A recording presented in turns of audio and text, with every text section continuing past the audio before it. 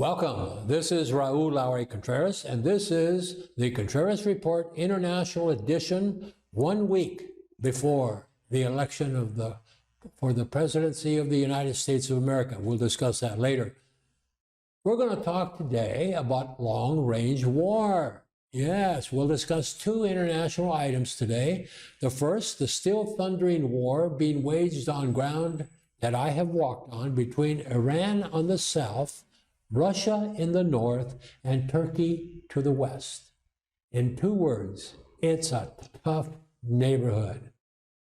When we finish talking about the long-range prospects of Armenia's war-making ability, we'll discuss a huge Mexican event, an arrest of one of Mexico's top officials in the entire presidency between 2012 and 2018.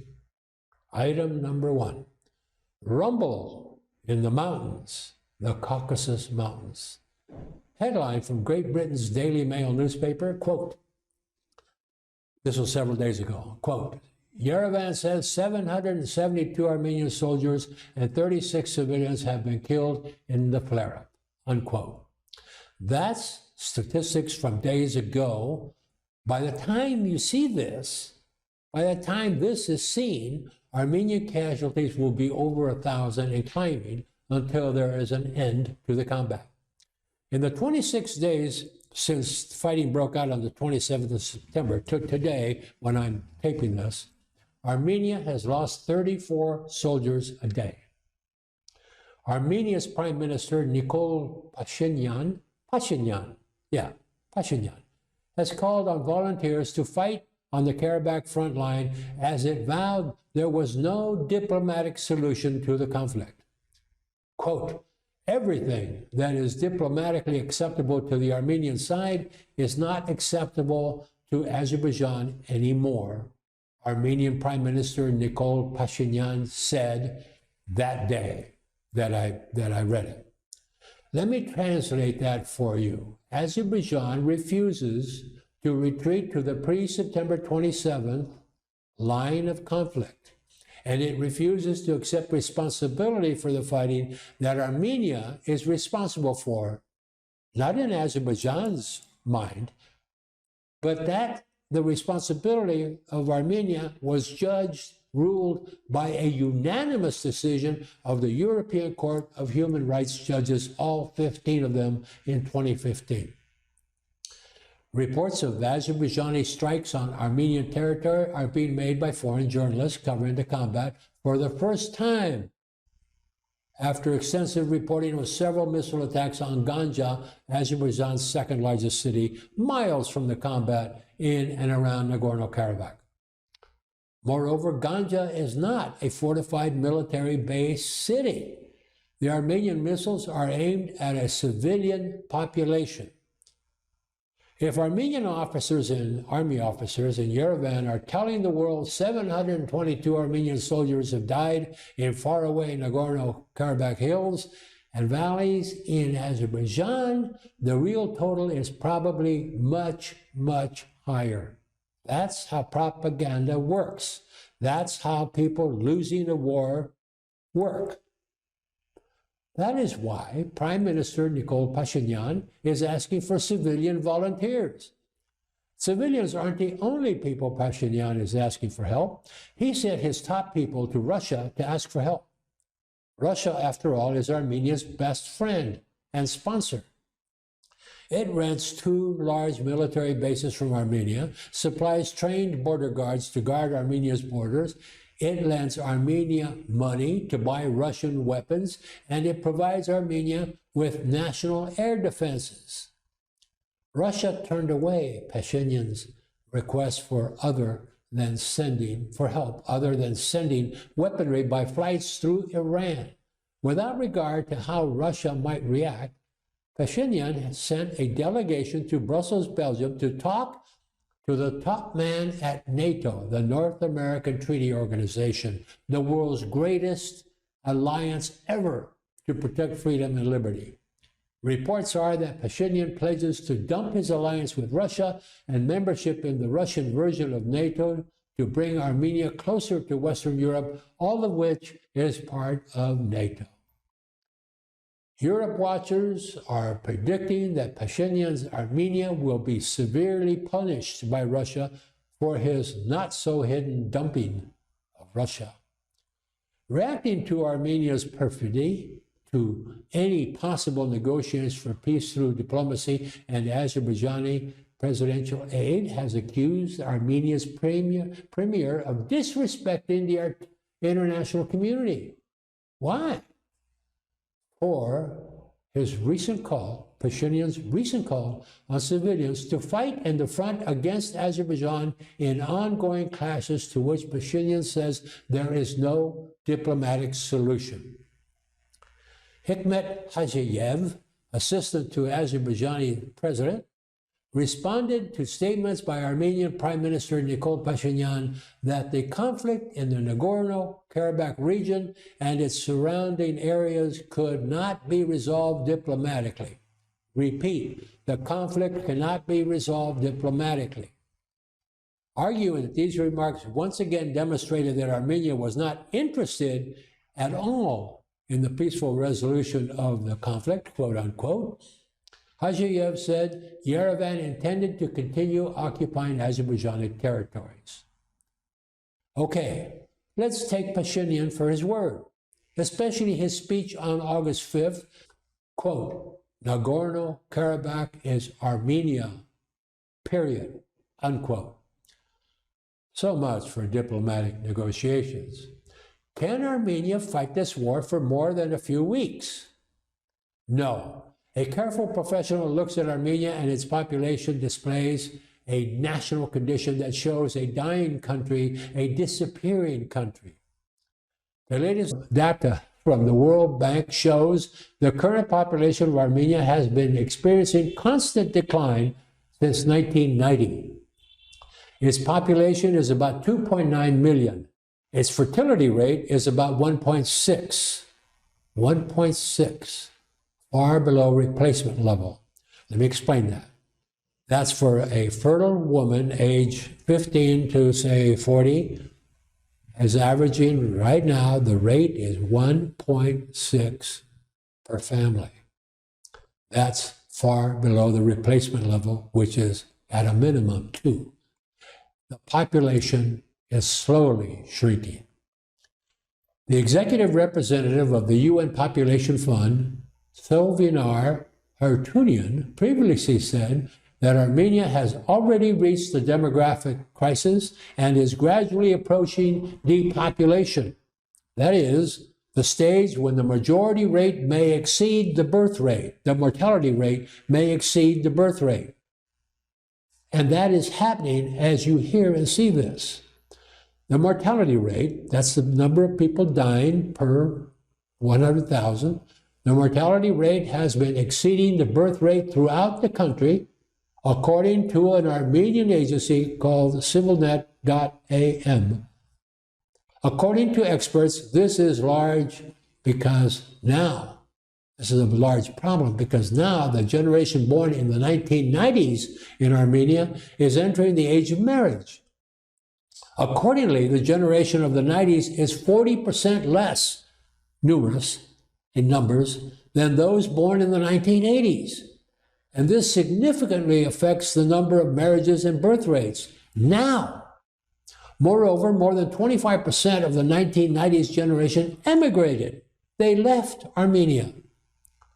Quote, we should not forget migration. Over 1 million people have left Armenia, says Mr. Hartunian. The latest demographic data states that the Armenian population began to decline in 1992 during the war with Azerbaijan, but hit the lowest rate in 2019, a record low of 2.965 million. The number of people leaving Armenia has been increasing every year. As a result of mass immigration and difficult socioeconomic conditions, the country has been losing its population since the beginning of the Nagorno-Karabakh conflict with Azerbaijan and its occupation of Azerbaijan territories in the early 1990s, which has followed by Armenia's economic degradation. The three Armenian population problems are simple. Birth rate, low. Migration, high. And population aging, growing. Immigration left a heavy mark on Armenia as people of reproductive age have left the country, quote unquote, says Artak Markosian, head of the Demography Department of the Armenian Ministry of Labor and Social Affairs. The sharp population decline that started in the early 1990s can be explained by the combination of the economic downturn following the collapse of the Soviet Union, as well as the war in Karabakh, which, in addition to resulting in increased mortality figures, dead Armenians, stimulated immigration among those wishing to avoid compulsory military service. I need to comment on this reason for leaving Armenia.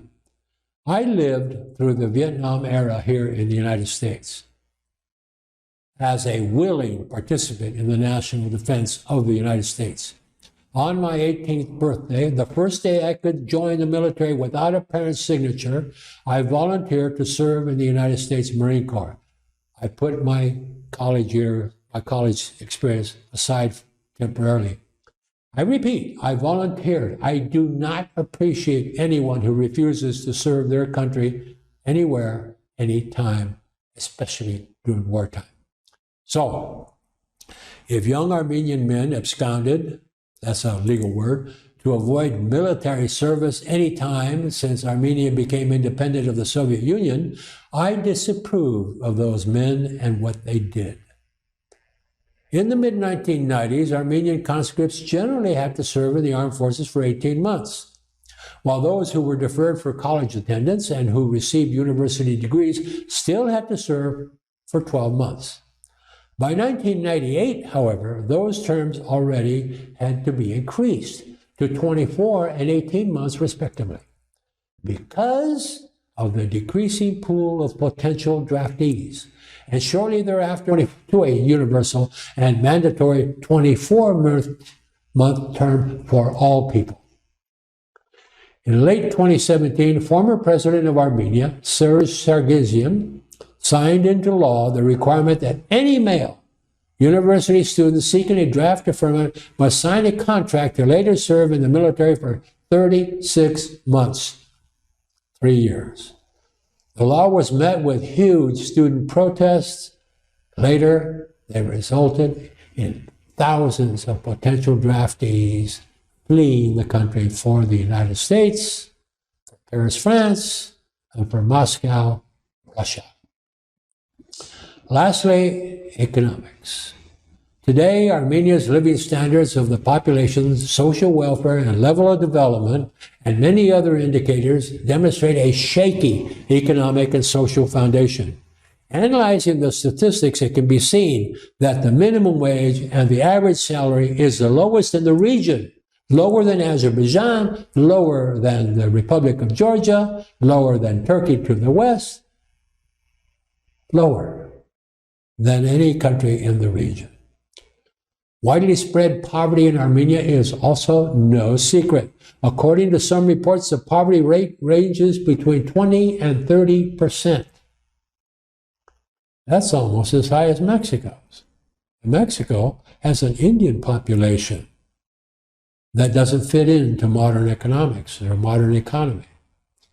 Among youth, the unemployment rate is high and few decide to marry because they can't work at decent jobs and make decent money. Thus, among immigrants, many doubt they will ever return to Armenia. The issue of job creation in Armenia remains problematic. Yerevan, the capital, has a hard road ahead, says Armen Grigorian, co-founder and vice president of the Yerevan-based Center for Policy Studies and a Eurasia Democratic Security Network fellow. Moreover, for decades, the Armenian military political government failed to acknowledge its policy of occupying Nagorno-Karabakh and 7 other Azerbaijani districts as the core threat to national security and the origin of Armenia's demographic crisis. The latest illustration of this denial is when, despite the 2020 crisis, amid the pandemic, and the 27th of September, many observers declare the Armenian government's military forces violated international law and launched a large-scale attack on Azerbaijan from Azerbaijani national territory. Why? To geographically extend its occupation. Deliberately dragging its people into war over internationally recognized territories of Azerbaijan did not quite go well this time for Armenia, since the former is responding with skill, force, and a national will to liberate its territory village by village. Armenia cannot win this combat. It cannot hold territory any longer now that Azerbaijan has demonstrated its ability to win back its own territory. Armenia cannot fight much longer.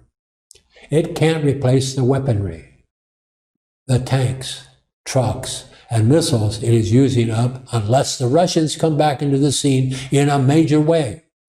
The Russians do not indicate they are interested in expanding their role. Other than France, no major European country is siding with Armenia. The United States is busy, and other than inviting the foreign ministers of Armenia and Azerbaijan to Washington, D.C., it hasn't done much in that area other than providing Azerbaijan with military equipment dedicated to Azerbaijan's defense.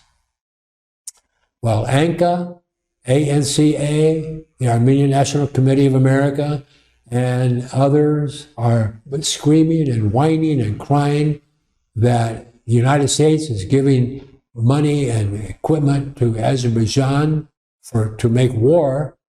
Patrol boats is what the United States gave Azerbaijan. Patrol boats, for example, for use in the Caspian Sea, which is a long way from Armenia. The only friends Armenia has seems to be the American National Committee of America, ANCA, the highly paid propagandists in Washington, D.C., and a handful of congressmen, American congressmen, they contribute campaign money to. Armenia is alone outside ANCA officially. That's our report from the front between Armenia and Azerbaijan. The fighting looks like it's going to continue for a while. Item number 2, Mexico. The American Drug Enforcement Agency, the DEA, strikes again. When 72-year-old retired former Army head and Mexican Secretary of Defense landed at Los Angeles International the other day, LAX, with family members, DEA agents arrested the general and his family. He was arrested on 4 charges of money laundering, drug trafficking, and I'm sure they'll come up with some more now that they have him in custody. His family members were released after a few hours. He served as President Enrique Peña Nieto's defense secretary from 2012 to 2018 for the entire presidential term. That's unusual. This arrest follows that of former Mexican Minister of Security, Genaro Garcia Luna, who served under President Felipe Calderón between 2006 and 2012.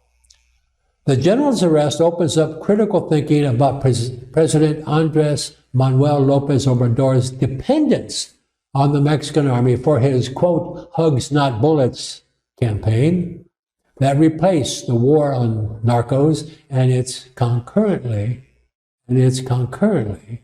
President López Obrador said, responding to the general's arrest with, quote, why is it that it's just the people in Mexico who took part in these acts being accused or implicated and, parentheses, the DEA, close parentheses, aren't criticizing themselves, reflecting on the meddling by all these agencies in Mexico?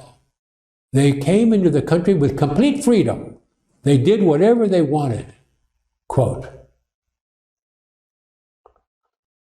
López Obrador's army offshoot, the National Guard, that has already been charged with the corruption in parts of Mexico, has taken over from the army in the war on narcos with their hugs and bullets philosophy.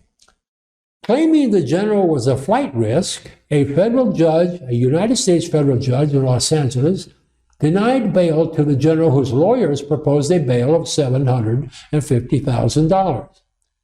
Here enters the former Attorney General between 1988 and 1994 of Mexico, Ignacio Morales Lechuga.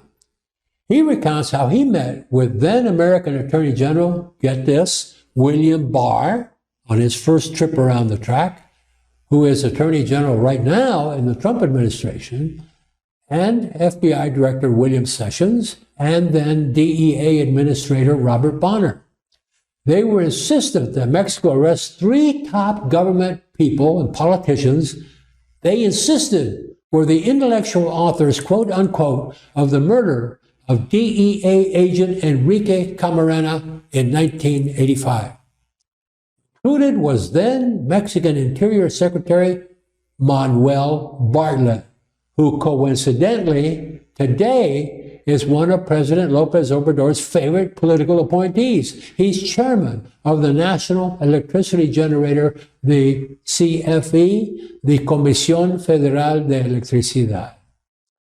Morales Lechuga declares that the general's arrest and the arrest of the former security minister are revenge acts by the DEA for the murder of DEA agent Enrique Camarena in 1985 in Guadalajara, Mexico.